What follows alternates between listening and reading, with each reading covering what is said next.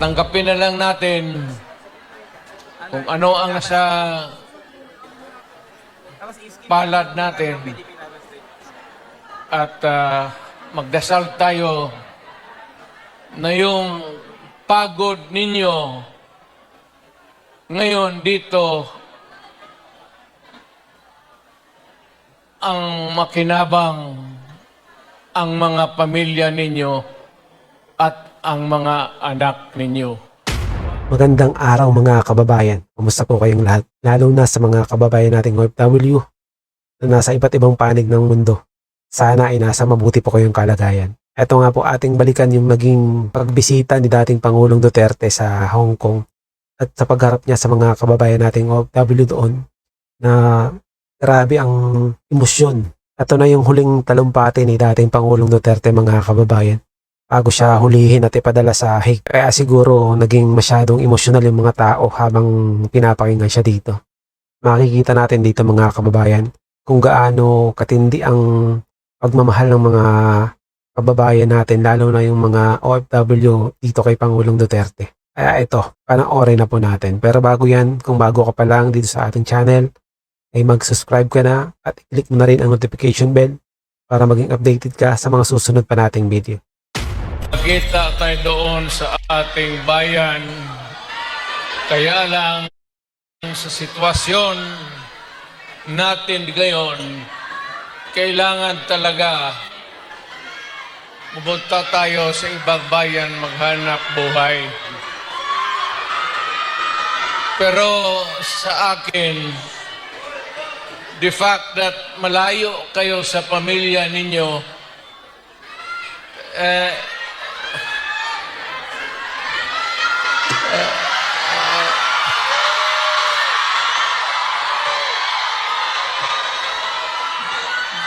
dama ko yung lungkot at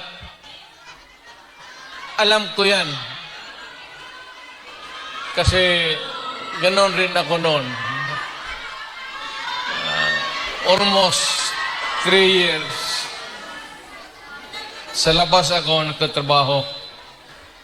Well, nagtitraining para pag sa connection ko sa pagka-abogado. Kaya OFW, yan ang pinakamasarap na magkikinig ako. OFW, mabuhay kayong lahat.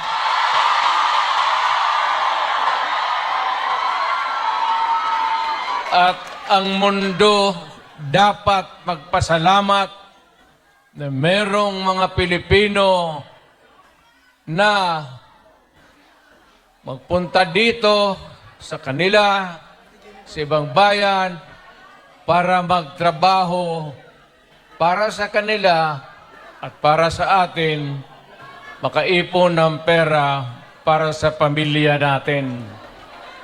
Kasi, well, you know, it would take about 7 to 10 years bago mawala itong sitwasyon natin na ganito.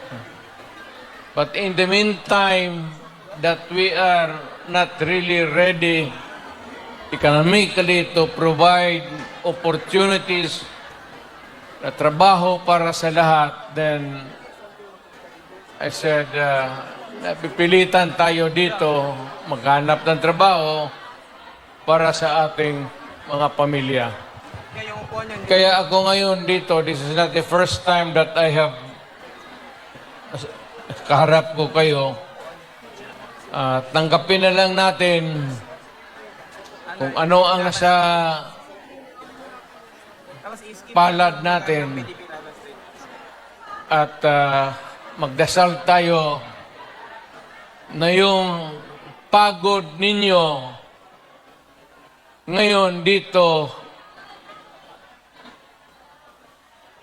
ang makinabang ang mga pamilya ninyo at ang mga anak ninyo. Mabuhay kayong OFW. Kaya yung lahat ng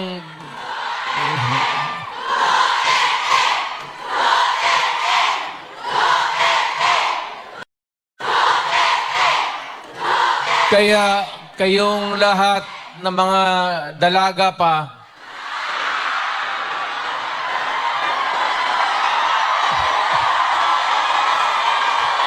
ilan ba kayo? Matagal pa naman ako dito, 1 buwan pa. Pakasalan ko kayong lahat para lumigaya kayo. At magkaroon ako ng maraming pera.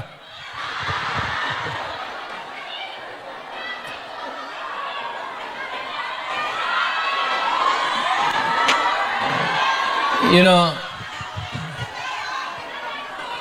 hindi lang ito sabihin ninyo. Hindi ako nagbubula, ha? Yung mga taga rito na tumanda na nung nakilala yung pamilya ko. Yung matanda na, yung may karanasan sa Davao noon, alam ninyo yan na ang sitwasyon namin pareho sa inyo. Matagal kaming walang ama kasi abogado siya.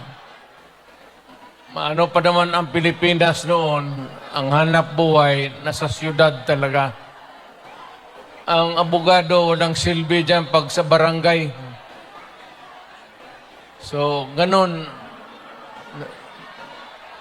na-experience namin ako, na ang tatay ko, iniwan kami sa lolo pati lola ko, at ang tatay ko nagtrabaho sa labas. Ganon, sa labas ng probinsya. So, damang-dama ko talaga yung buhay ninyo. Huwag na yung kalungkutan.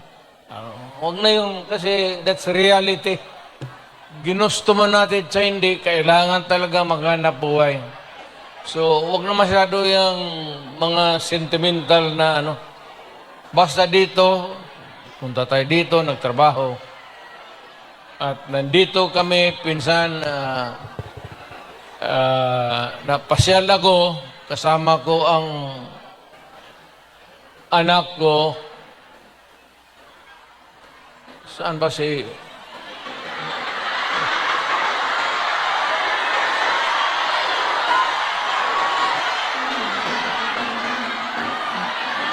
May anak ba ako dito sa labas sa inyo?